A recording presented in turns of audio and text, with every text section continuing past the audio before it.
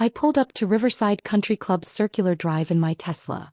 Modest by my standards, extravagant by what my family assumed I could afford. The valet looked at me with polite confusion, the kind reserved for people who clearly don't belong. "Event parking is full," he said apologetically. "Are you with the catering company?" "Guest," I replied, handing him my keys. "Adrian Chen. I'm on the list." His eyes flickered to his tablet, scrolling. "I don't see a Chen here for the Hartwell party." "Try the general member list," I suggested. Before he could respond, my mother's voice cut through the evening air. "Adrian, what are you doing here?" Mom descended the club's marble steps in a navy cocktail dress, her smile frozen in that particular way that meant she was deeply uncomfortable. Behind her, my father appeared, already shaking his head. "This is a members-only event," Dad said, as if explaining something to a child. "The Riverside Annual Gala. Very exclusive. You can't just show up." "I'm a member," I said simply. Mom laughed, the sound sharp and disbelieving. "Honey, membership here costs $50,000 a year. Plus the initiation fee. You work at that little nonprofit. We're not trying to be cruel, but there are standards." "Standards." The word hung in the air between us like a challenge. "Your brother is inside," Mom continued, her voice softening into what she probably thought was kindness. "He's being honored tonight, youngest member to chair a committee. We're so proud. But this event, it's not really your scene." "Not my scene," I repeated. "You understand," Dad said, already turning back toward the entrance. "It's nothing personal. The club has traditions. Heritage members, legacy families. Brandon fits that world. You're more grassroots. That nonprofit work you do is admirable, really, but I don't belong here," I finished for him. "Exactly." Mom looked relieved that I understood.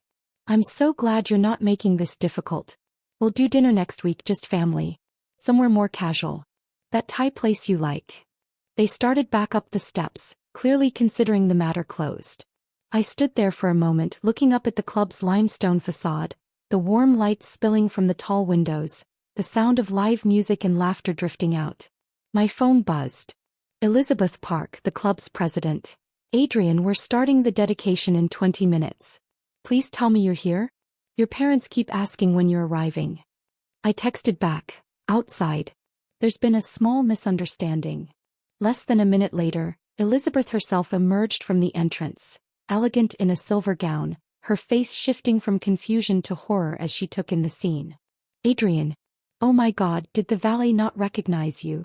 She shot a look at the young man who'd gone pale. "This is Adrian Chen. The Adrian Chen. Primary benefactor of the club's renovation." The valet stammered an apology, but Elizabeth was already ushering me toward the entrance. "Wait," Mom said, appearing back at the top of the steps. "There must be some mistake. Adrian doesn't, he can't possibly." "Mrs. Hartwell," Elizabeth said, her voice carefully controlled, "your son has been a platinum member of Riverside for 4 years. He's also the largest single donor in the club's 120-year history. The new wing we're dedicating tonight? The Chen Wellness and Community Center? That's him." Dad's face went through several colors. "That's impossible. The Chen donation was $30 million. $32 million, I corrected quietly.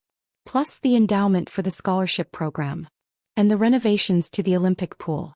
Call it $45 million total." Mom actually swayed on her feet. "But you work at Hope Harbor," she whispered. "The homeless shelter. You wear the same jacket for years. You drive a normal car." "I founded Hope Harbor," I said. 12 years ago. It's grown to 15 locations across 3 states now. I'm still very involved, but I also have other interests. Like ensuring communities have access to wellness facilities regardless of income. Hence the donation." Elizabeth touched my arm gently. "We should go inside. The ceremony starts soon and you're the guest of honor." We walked up the steps together. My parents stood frozen, blocking the entrance until Elizabeth cleared her throat meaningfully. They moved aside like sleepwalkers. The country club's grand ballroom was everything old money could buy. Crystal chandeliers, mahogany paneling, tables draped in cream linens. At least 200 people in evening wear mingled with champagne flutes, the kind of crowd my parents had spent decades trying to impress. In the center of it all stood my younger brother Brandon, 28 and golden, surrounded by admirers. He'd made junior partner at his law firm last year, and our parents hadn't stopped talking about it since. Brandon was everything they'd wanted: prestigious career, right social circles, a fiancé whose family owned half the commercial real estate downtown. Adrian. Brandon spotted us, his smile broad and genuine.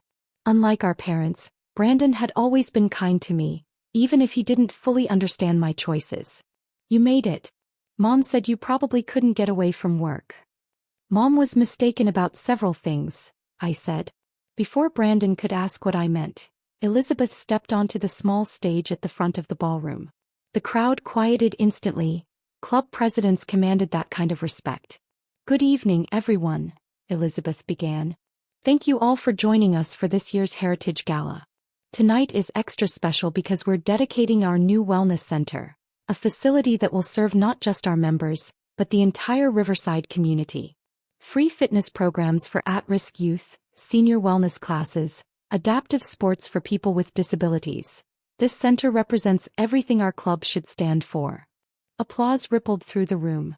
I saw my parents near the back still looking shell-shocked. This wouldn't have been possible without an extraordinary act of generosity, Elizabeth continued. 4 years ago, a young man walked into my office with a vision. He'd grown up in Riverside, seen the disparities in our community, and wanted to create something that bridged those gaps. He wrote a check that made me cry. Then he wrote several more. The lights dimmed, and a video began playing on the screens around the room. Footage of the new wellness center's construction, interviews with program directors, kids using the new facilities.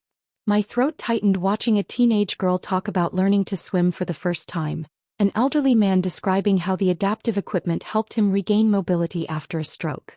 Our benefactor asked to remain anonymous, Elizabeth said as the video ended. But tonight, as we dedicate this building, I convinced him to let us finally say thank you publicly.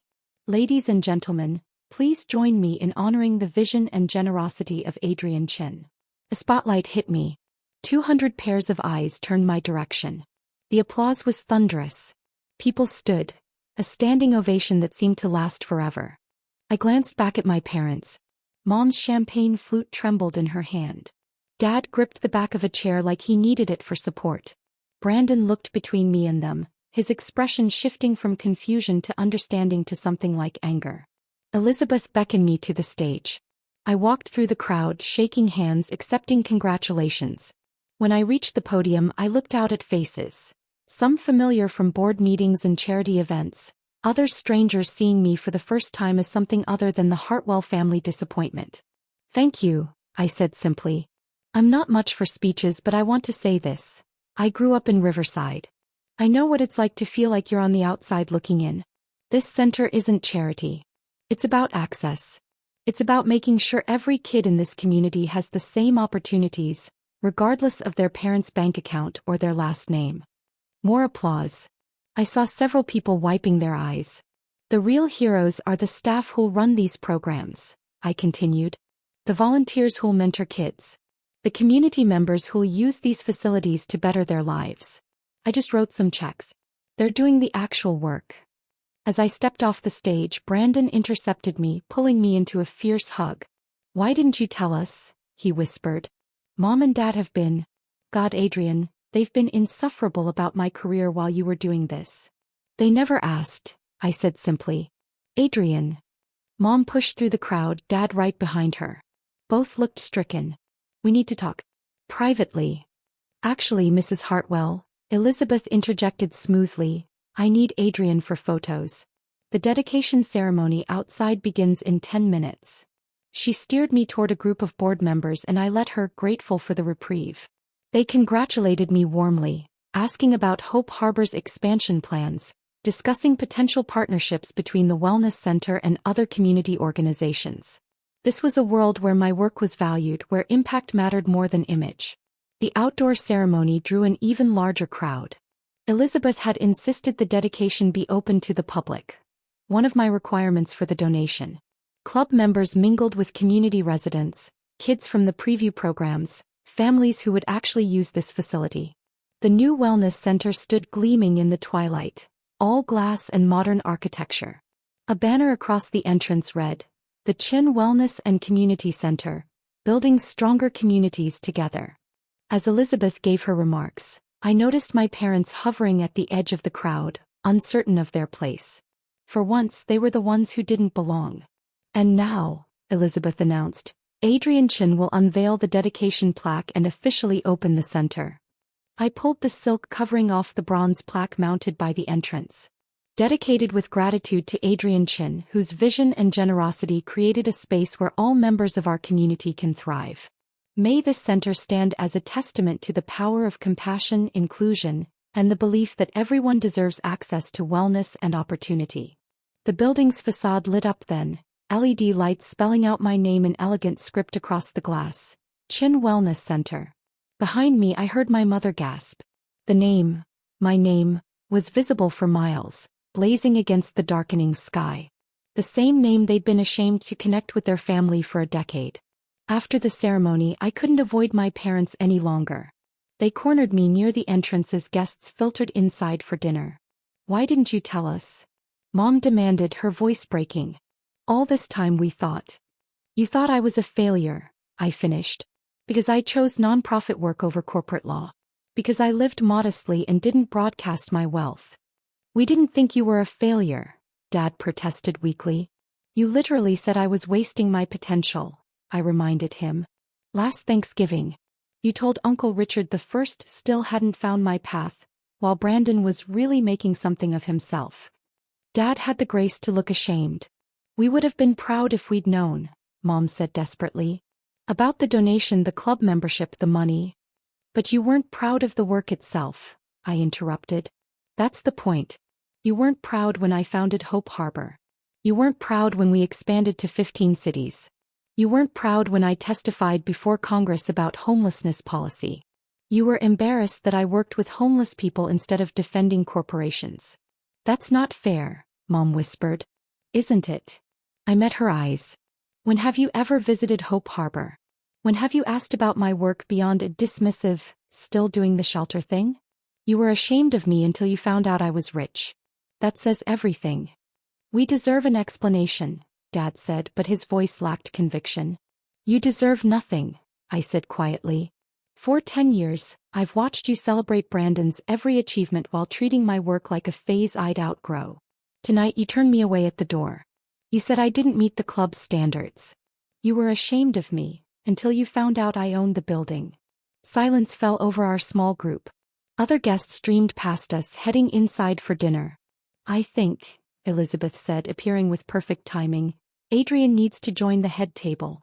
Guest of honor tradition." I followed her gratefully, leaving my parents standing in the glow of my name on the building they just tried to exclude me from. Dinner was surprisingly enjoyable. The board members treated me as an equal, discussing future initiatives. Several introduced me to their children, suggesting mentorship opportunities.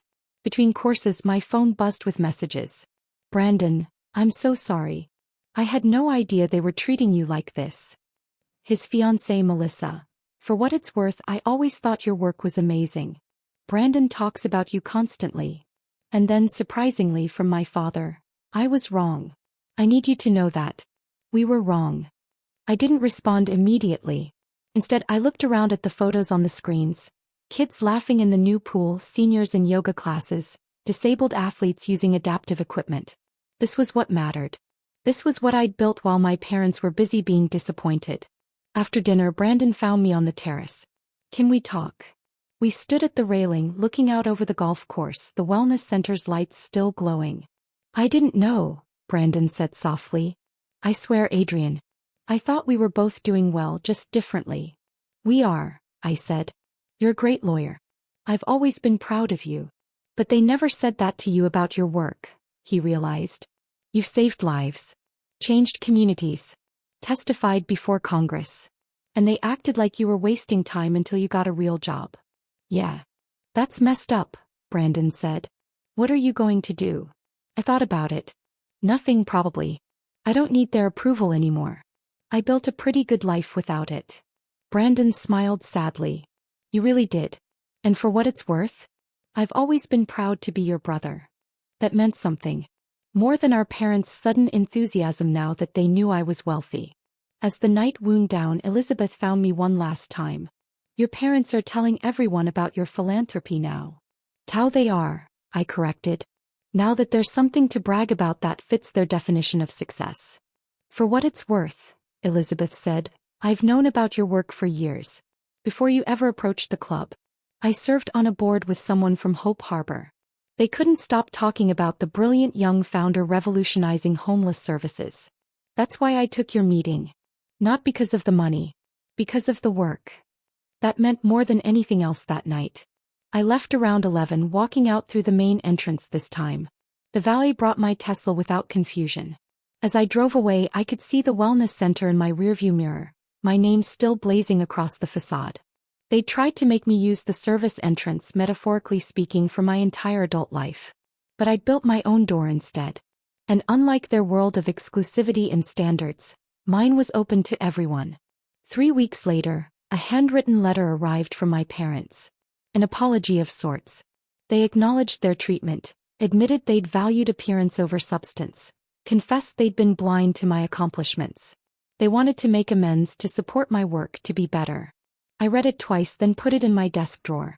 What I did instead was approve Hope Harbor's expansion to 2 more cities, finalize plans for a similar wellness center in an underserved neighborhood across town, and accept a position on a national task force addressing housing insecurity.